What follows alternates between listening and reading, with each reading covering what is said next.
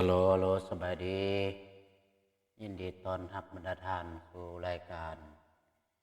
เรียนรู้กฎหมายลาวในช่อง YouTube โปรเกนก็พบกันใหม่ใน EP นี้เนาะข้าพเจ้าจะมาอ่านหรือมาบรรยายกฎหมายลาวที่ติดพันกับการดำรงชีวิตประจำวันของ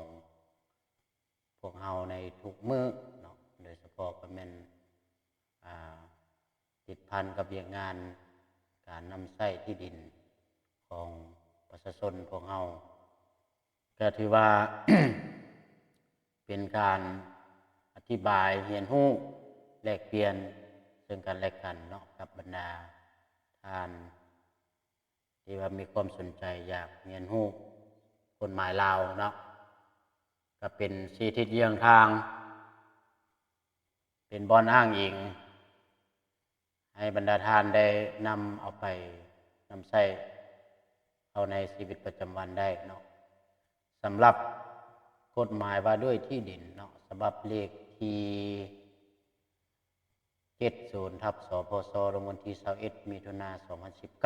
2019สำหรับกฎหมายฉบับนี้ก็ถือว่าเป็นฉบับปรับปรุงใหม่เนาะล่าสุดเนาะถือว่าได้มีการนำใช้ในปัจจุบันนี้หลากหลายก็คือดังเฮาฮู้นำกันเนาะสำหรับที่ดินนี้มีความสำคัญหลายเนาะต่อกับการดำรงชีวิตของพวกเฮาผ่านมานี่ปัญหาเกี่ยวกับที่ดินนี่เกิดขึ้นหลายบ่ว่าจะเป็นการลักยับเอาลักไม้ชายแดนการบุกรุกป่าเขตห่วงห้ามป่าสงวนป่าผลิตของรัฐเพื่อจับจองเอามาเป็นของตนเองแบบบ่ถูกต้องโดยบ่ได้รับการอนุญาตโดยบ่มีการจัดสรรจากภาครัฐเพราะฉะนั้นก็พาให้มีปัญหาตามหลังเนาะเพราะฉะนั้นเราต้องเข้าใจอย่างแจ่มแจ้งเกี่ยวกับเนื้อในของกฎหมายที่ดินนี้ได้กำหนดไว้จังใดเอามาเบิ่งว่าสำหรับที่ดินในมาตรา2ของกฎหมายว่าด้วยที่ดินก็ได้กำหนดอย่างจะแจ้งนอกจากนั้นก็ยังได้กำหนดไว้ในกฎหมายพื้นฐานของประเทศนั่นก็คือรัฐธรรมนูญแห่งสปป.ลาวก็ได้กำหนดอยู่ในมาตราที่17ว่าที่ดินแห่งสาธารณรัฐประชาธิปไตยประชาชนลาวเนื้อที่ดินซึ่งนอนอยู่ในเขตแดนของสปป.ลาวประกอบด้วยหน้าดินพื้นดินภูผาเกาะดอนและพื้นน้ำรวมทั้งน่านฟ้าถือว่าเป็นทรัพยากรเป็นทรัพย์สินของวงคณะญาณแห่งชาติคำว่าวงคณะญาณแห่งชาตินี้แมนของหมดทุกคนบ่ได้จำกัดว่าของไผผู้ใดคำว่าวงคณะญาตินี้หมายถึงชาติตระกูลหมายถึงเชื้อชาติหมายถึงความเป็นชาติของประชาชนลาวเฮาที่มีอุดมการณ์ที่มีร่วมในแผ่นดินเพราะว่าจะเป็นมีวัฒนธรรมเดียวกันมีภาษาปากเว้าอันเดียวกันเนาะเอกลักษณ์ทางด้านอาหารการกินวัฒนธรรมที่เป็นวรรณคดีอันนี้มันล้วนแล้วแต่เป็นสิ่งที่บ่งบอกถึงความเป็นวงคณะญาณแห่งชาติของพวกเฮาให้เฮานึกถึงได้คนลาวมีน้ำใจในการอ้อเอื้ออารีไปพุ่นกินปลามาพี่กินข้าวเรียกว่าเอกลักษณ์ของคนลาวทางด้านอาหารก็กินข้าวเหนียวจำปาแดกทางด้านดนตรีก็เป่าแคนกลอมสาวอันนี้มันบ่งบอกถึงลักษณะของความเป็นวงคณะญาติแห่งชาติลาวเฮากระชั้นที่ดินนี่จึงเป็นกรรมสิทธิ์ของวงคณะญาติแห่งชาติ โดยแม่นรัฐเป็นตัวแทนในการคุ้มครองแบ่งปันจัดสรรให้กับบุคคลนิติบุคคลนำใช้อย่างร่วมศูนย์เป็นเอกภาพในทั่วประเทศหมายความว่าประชาชนบุคคลนิติบุคคลทั่วไปมีกรรมสิทธิ์ต่อกับที่ดินก็คือสิทธิ์ในการครอบครองสิทธิ์ในการนำใช้สิทธิ์ในการได้รับมรรคผลสิทธิ์โอนสิทธิ์สืบทอดตามกฎหมายแต่จะบ่มีสิทธิ์ที่ขาดต่อกับทรัพย์สมบัติที่เป็นกรรมสิทธิ์ของวงคณะญาณแห่งชาติก็คือว่าเราบ่สามารถที่จะซี้ขาดหรือตัดสินใจที่จะกระทำอันใดโดยอิสระได้เนาะเราบ่สามารถขายดินให้กับชาวต่างดาวต่างประเทศที่บ่แม่นสัญชาติลาวได้ผ่านมานี่ประชาชนเราเข้าใจว่าขายดินที่จริงมันบ่แม่นขายดินแม่นซื้อขายสิทธิ์นำใช้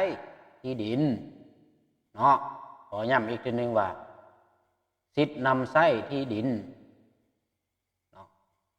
ที่รัฐมอบให้โมเมนต์ที่ดินคำว่าที่ดินเนี่ยมันพื้นดินพื้นน้ำภูผาป่าไม้เกาะดอนที่เป็นวงของวงคณะญาณแห่งชาติเขาบ่สามารถที่จะซี้ขาดได้เนาะตัวนี้ให้เข้าใจเท่านั้นเนาะมันเป็นความเป็นชาติความเป็นประเทศพื้นแผ่นดินอันแสนหักห่วงของประชาชนเฮาหมดทุกคนเนาะกระสั้นที่เฮามีไปตาดินแมนเป็นเอกสารยั่งยืนเนาะกรรมสิทธิ์ในการครอบครองนำใช้ได้รับมรรคผลเนาะสิทธิ์ในการสืบทอดสิทธิ์ในการโอนเนาะเท่านั้นให้เข้าใจแบบง่ายๆแนวนั้นและสำหรับมาตรา2ของกฎหมายที่ดินก็ยังกำหนดว่าที่ดินแม่นทรัพย์สมบัติเป็นทรัพยากรอันล้ำค่าและเป็นทุนทรัพย์อันมหาศาลของชาติเป็นบ่อนดำรงชีวิตและทำมาหากินของพลเมืองเป็นพาหนะอันสำคัญในการผลิตและเป็นปัจจัยต้นต่อของการพัฒนาเศรษฐกิจสังคมก็คือการป้องกันชาติและป้องกันความสงบติดพันกับเวียกงานป้องกันชาติป้องกันความสงบไปพร้อมกัน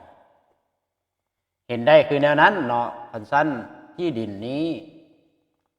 ในนามประชาชนลาวเฮามีสิทธิ์ในการครอบครองนำใช้ได้ห้ามมากผลก็ต้องนำใช้ให้มันถูกต้องตามระเบียบกฎหมายที่ภาครัฐเพิ่นได้ออกมาเพื่อคุ้มครองร่วมศูนย์อย่างเป็นเอกภาพเนาะอันนี้แหละแม่นสิทธิที่รัฐมอบให้ก็คือสิทธินำใช้เนาะและบัดนี้เฮามาเบิ่งว่ากรรมสิทธิ์เกี่ยวกับที่ดินนี้มันเป็นของวงคณะเนี่ยบอกเป็นของหมดทุกคนแต่ว่ารัฐนั้นคุ้มครองจัดสรรวางแผนนำใช้และพัฒนาให้มันเกิดผลประโยชน์ส่วนรวมให้เกิดผลประโยชน์สูงสุดแก่ประชาชนลาวเฮาหมดทุกคนให้มีการได้นำใช้อย่างยาวนานและก็มีความมั่นคงยืนยงอีกเนาะอันนี้เกี่ยวกับกรรมสิทธิ์เกี่ยวกับที่ดินบัดนี้ในการนำใช้นั้นมันก็มีขอบเขตจำกัดของมันบ่แม่นว่ามีที่ดินอยู่ไสเฮาจะสามารถไปบุกรุกไปจับจองไปพัฒนาได้เลยมันบ่มีเนาะที่ดินนี่มันก็มีหลายประเภทเนาะมันก็มีที่ดินกสิกรรมที่ดินปลูกสร้างเนี่ยที่ดินป้องกันชาติป้องกันความสงบเนี่ยที่ดินที่เป็นพื้นน้ำเนาะที่ดินวัฒนธรรมที่ดินท่องเที่ยวก็ว่าไปเนาะมันมีหลายประเภทแต่สั้นเฮามาเบิ่งว่ารัฐนี่คุ้มครองอย่างเป็นเอกภาพนี้รัฐก็ต้องออกนโยบายหรือว่านิติกรรมออกมาเพื่อคุ้มครอง เนาะให้เป็นเอกภาพกันในทั่วประเทศเพราะฉะนั้นรัฐในมาตรา8นี้รัฐจึงการบ่อนุญาตของรัฐให้จับจองและบุคคลมีการบุกรุกที่ดินรัฐบ่อนุญาตให้บุคคลนิติบุคคลหรือการจัดตั้งใดหนึ่งจับจองและบุกรุกที่ดินโดยบ่ได้รับอนุญาตการจับจองและการบุกรุกที่ดินจะถูกลงโทษตามกฎหมายและจะถูกฮิบคืนคำว่าฮิบนี่มันเอาคืนโดยบ่มีการทดแทนสิ่งใดที่เป็นกรรมสิทธิ์ของรัฐแล้วรัฐมีอำนาจสูงสุดที่จะกระทำเพื่อให้เกิดผลประโยชน์ส่วนรวมได้กรณีที่มีการปลูกสร้างการดำเนินกิจการใดหนึ่งอยู่ในที่ดินดังกล่าวที่รัฐบ่ได้รับอนุญาตนั้นจะได้ถึงรื้อถอนสิ่งปลูกสร้างและหยุดเซาการดำเนินกิจการโดยรัฐจะบ่มีการทดแทนคืนให้แต่อย่างใดเลยเฮามาเบิ่งว่าอำนาจของรัฐนี้มีอำนาจที่จะในคุ้มครองและสามารถเวนคืนเอาจากบุคคลนิติบุคคลได้ถ้าว่ารัฐมีความต้องการที่จะมีการพัฒนาเพื่อสาธารณประโยชน์แก่กับบุคคลพลเมืองทั้งหมดยกตัวอย่างเฮาเห็นการเวนคืนเอาที่ดินของรัฐจากบุคคลหรือว่านิติบุคคลนี้ส่วนหลายเพิ่นจะมีการพัฒนาตัวอย่างการสร้างถนนหนทางอาจจะมีการขยายทางให้กว้างออกการขยายทางให้กว้างออกก็เพื่อผลประโยชน์เพื่อการพัฒนาส่วนรวมบุคคลนิติบุคคลที่ได้แจ้งการออกไปให้มีการขยายขอบทางออกให้มันกว้างบรรดาเฮือนซานสิ่งปลูกสร้างของประชาชนที่ติดกับถนนหนทางที่มันได้มีการพัฒนานั้นก็ต้องได้มอบคืนให้กับรัฐเพื่อมีการพัฒนาอาจจะที่มีการทัดมากมีการทุบการบุกเบิกออกโดยที่รัฐจะบ่มีการชดเชยคืนเนาะย้อนว่าที่ดินเป็นของวงคณะญาติแห่งชาติโดยแม่นรัฐเป็นผู้คุ้มครองเพื่อผลประโยชน์ของส่วนรวมเนาะให้เข้าใจแนวนั้น และเฮามาเบิ่งว่าการเสียสิทธิ์น้ำใช้ที่ดินของเฮานี่มันเป็นอะไรผู้ที่ได้รับสิทธิ์น้ำใช้ที่ดินจะเสียสิทธิ์ของตนเองในกรณีดังนี้ในมาตราที่144ฉบับปรับปรุงก็ได้กำหนดไว้ว่าอันที่1นี่การบ่เสียภาษีเนาะหรือว่าบ่เสียค่าธรรมเนียมให้กับรัฐเป็นเวลา3 ปีขึ้นไปแน่นอนแล้วประชาชนบ้านนอกคอกนาเฮานี่เขตทางไกลซอกลีกบางเทื่อก็บ่เข้าใจมีดินดอนตอนยากเป็นของตนเองแล้วก็บางเทื่อก็บ่ได้เสียภาษีเด้ในบ้านชุมชนเขตนอกเฮาบางเทื่อที่ดินทำมาหากินมาหลายปีละตั้งแต่บรรพบุรุษพุ่นแหละ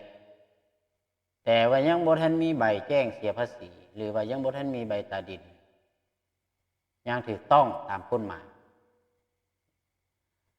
อันนี้มันบ่งบอกถึงว่าการบ่ปฏิบัติพันธะในการประกอบส่วนเสียภาษีอากรย้อนว่าที่ดินนี้ลักษณะว่ามันบ่แม่นของเฮามันเป็นของวงคณะญาติแห่งชาติรัฐคุ้มครองอันซั่นเฮานำใช้แล้วเฮาก็ต้องได้เสียค่าธรรมเนียมให้เพิ่นในค่าธรรมเนียมนี้เพิ่นจะเอาไปเฮ็ดหยังสำหรับเงินงบประมาณของรัฐรายได้หลักๆของงบประมาณของรัฐแม่นได้มาจากการเก็บภาษีอากรจากประชาชนเก็บเอาไปแล้วเพิ่นเอาไปเฮ็ดหยังบัดนี้เพิ่นเอาเงินนั้นไปนำใช้เข้าในการสร้างสาพัฒนาเอาไปนำใช้เข้าในการเวียกบริหารราชการ ก็คือเอาไปเป็นเงินเดือนพนักงานรัฐกรไม่ว่าจะเป็นทหารตำรวจกำลังเพื่อป้องกันความสงบความเป็นระเบียบเรียบร้อยเห็นให้ประชาชนเฮาอยู่ทางทำมาหากินเอาไปพัฒนาพื้นฐานโครงสร้างบ่ว่าจะเป็นถนนหนทางระบบไฟฟ้าน้ำประปาบ่ว่าจะเป็นสิ่งสาธารณประโยชน์อื่นๆโทรคมนาคมล้วนแล้วแต่สร้างความสิ่งอำนวยความสะดวกให้แก่ประชาชนเฮาได้นำใช้เพื่อทำมาหากินเพื่อสะดวกในการดำรงชีวิตใช้ชีวิตประจำวันของไทยเฮาเนาะเพราะฉะนั้นเฮาก็ต้องปฏิบัติพันธะอันนี้ให้ได้พันธะอันหลักๆมันเป็นพันธะเสียภาษีอากรเป็นหนึ่งใน3พันธะใหญ่ของพลเมืองลาวเฮาพันธะอันที่2ก็เป็นการเคารพกฎหมายปฏิบัติกฎหมายอย่างเข้มงวดและพันธะอันที่3ก็เป็นการประกอบส่วนในการป้องกันชาติป้องกันความสงบนอกบรรดาท่านและสำหรับอันที่2เนาะการจะเสียสิทธิ์นำใช้ที่ดินอันที่2นี้แม้นที่ดินที่เพิ่นได้จัดสรรให้นำใช้แล้วหากบ่ได้มีการพัฒนาบ่ได้มีการทำการผลิตในปีที่2เป็นต้นไปนับตั้งแต่วันหรือว่าปีที่ได้รับสิทธิ์นำใช้ที่ดินนอกจากเสียค่าธรรมเนียมการนำใช้ที่ดินครบถ้วนแล้วยังจะต้องได้ถูกกล่าวเตือนโดยแจ้งให้ผู้เกี่ยวรับทราบเป็นลายลักษณ์อักษรเนาะหมายความว่าถึงว่าเจ้าจะได้สิทธิ์ครอบครองที่ดินไปแล้วได้ใบตาดินครบถ้วนแล้วถูกต้องตามกฎหมายแล้วเจ้าต้องได้มีการพัฒนาต้องได้มีการทำการผลิตในปีที่2เป็นต้นไปถ้าเจ้าบ่ผลิตนี่เพิ่นจะกล่าวเตือนแจ้งให้ผู้เกี่ยวรับทราบรับรู้เป็นลายลักษณ์อักษรแล้วต่อไปเนาะในปีที่3ถ้ายังบ่มีการพัฒนาหรือการทำการผลิตเกิดขึ้นเพิ่นก็สิได้ปรับใหม่ 50% ของจำนวนเงินที่จะต้องเสียภาษีหรือว่าเสียค่าธรรมเนียมนำใช้ที่ดินดังกล่าวนั้นยกตัวอย่างถ้าหากว่าที่ดินของผู้ใดผู้หนึ่งอาจจะได้เสียภาษีจำนวน 100,000 กีบต่อปีแต่หากในปีที่2หากบ่มีการผลิตอันใดเกิดขึ้นอยู่ในที่ดินต่อดังกล่าวนั้นรัฐเพิ่นก็จะได้ปรับใหม่ 50% ของค่าธรรมเนียมที่จะต้องเสียนั่นก็คือ 50,000 หมายความว่าในปีที่2นั้นเจ้าจะได้เสียค่าธรรมเนียมเพิ่มอีกรวมเป็น 150,000 สำหรับปีที่3มานี้สำหรับปีที่4หากยังบ่มีการพัฒนาเกิดขึ้นอีกเนาะรัฐก็จะได้ปรับใหม่ 100% ของจำนวนเงินที่ต้องเสียภาษีนั้นหมายความว่าเงินเสียภาษี100,000ถ้าปรับใหม่ 100% ก็เป็นคูณ2เนาะจะเป็น 200,000 ได้บัดนี้ให้เข้าใจในนั้นเด้บรรดาท่านเนาะบัดนี้ในปีที่5หากยังบ่ทันมีการพัฒนาและมีการทำการผลิตรัฐก็จะได้ปรับใหม่ 5% ของมูลค่าของที่ดินก็คือที่ดินราคาเท่าใดตามการประเมินของภาคส่วนที่เกี่ยวข้องก็คือภาคส่วนอุตสาหกรรมการค้าได้ตีราคาว่าที่ดินตอนดังกล่าวหั่นสมมติว่ามูลค่า100 ล้านกีบรัฐก็สิได้ปรับใหม่เอา 5% ก็คือ5 ล้านกีบในสำหรับปีที่5และในปีที่6หากยังบ่ทันมีการปฏิบัติอย่างเกิดขึ้นแม้นจะได้เสียสิทธิ์นำใช้ที่ดินถาวรนี่เห็นบ่บรรดาท่านจะได้เสียสิทธิ์นำใช้ที่ดินเด้อันฮู้ในนี้แล้วเฮาก็ต้อง มีสำนึกออกบอกต่อไปยังพ่อแม่พี่น้องหมู่เพื่อนญาติพี่น้องเฮาได้ให้ฮู้นำกันว่าโอ้ที่ดินนี่เมื่อได้ครอบครองเราต้องมีการพัฒนาต้องมีการปลูกฝังต้องมีการทำการผลิตถ้าเป็นที่ดินกสิกรรมถ้าเป็นที่ดินปลูกสร้างก็ต้องมีการเฮ็ดกำแพงเฮ็ดรั้วไว้พัฒนาบุกเบิกไว้ให้มันเกลี้ยงให้มันสะอาดปลูกต้นไม้ใส่เนาะเพื่อให้เขารู้ว่าเฮาก็มีการพัฒนาได้เฮาก็มีการนำใช้ได้ที่ดินเนาะและสำหรับบริษัทบุคคลนิติบุคคลที่มีการเช่าหรือสัมปทานที่ดิน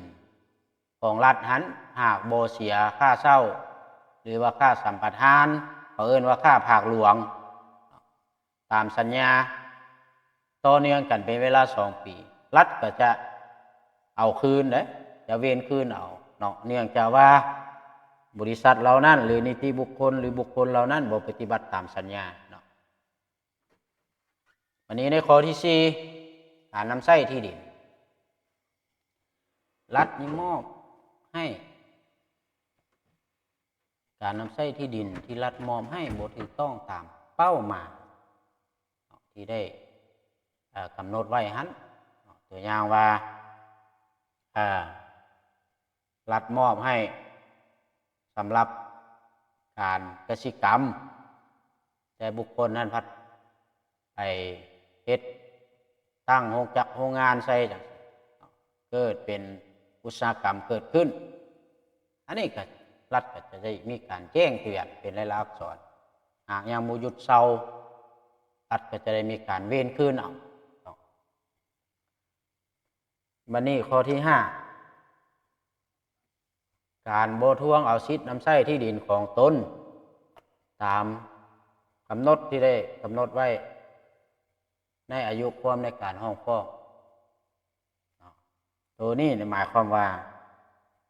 บุคคลใดหนึ่งที่ได้มีการครอบครองสิทธิ์นำใช้ที่ดินแต่ว่าผู้เกี่ยวหากบ่ได้นำใช้บ่ได้อยู่ในที่ดินตอนดังกล่าวและได้มอบที่ดินนั้นให้กับบุคคลอื่น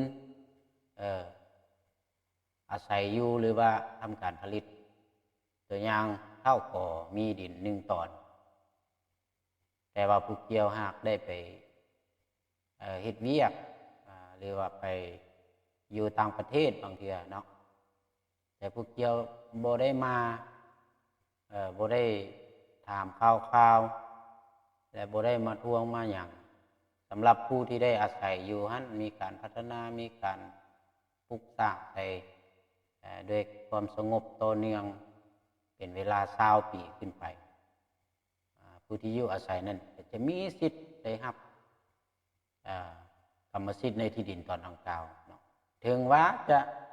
บ่มีใบตาดินหรือว่าบ่มีสิทธิ์นำใช้ที่ดินก็ยาถึงว่าสิทธิ์นำใช้ที่ดินนั้นยังเป็นของเท่าก่อที่อยู่ต่างประเทศแต่ว่าหากว่าลาวครับบ่มาทวงมาท้าวเอาดินของตนเองเป็นเวลา20 ปีขึ้นไปที่ดินนั้นก็จะตกเป็นของผู้ที่อยู่อาศัยหันเนาะโดยถูกต้องตามกฎหมายแต่ผู้เกี่ยวหันก็ต้องได้ไปแจ้งต่อกับแผนงการที่เกี่ยวข้องเพื่อจดทะเบียนให้ถูกต้องตามกฎหมายเนาะแต่หากว่าถ้าบ่จดทะเบียนนี่เท่าขอมาทวงเอานี่ถือว่ายังกลายเป็นของเราเด้เพราะว่าเจ้าหากบ่ไปขึ้นทะเบียนเด้เจ้ามีสิทธิ์ที่จะได้แต่เจ้าหากบ่ปฏิบัติสิทธิ์ของเจ้าเนาะและอันที่6อันสุดท้ายแม่นถูกศาลตัดสินให้เสียสิทธิ์นำใช้ที่ดิน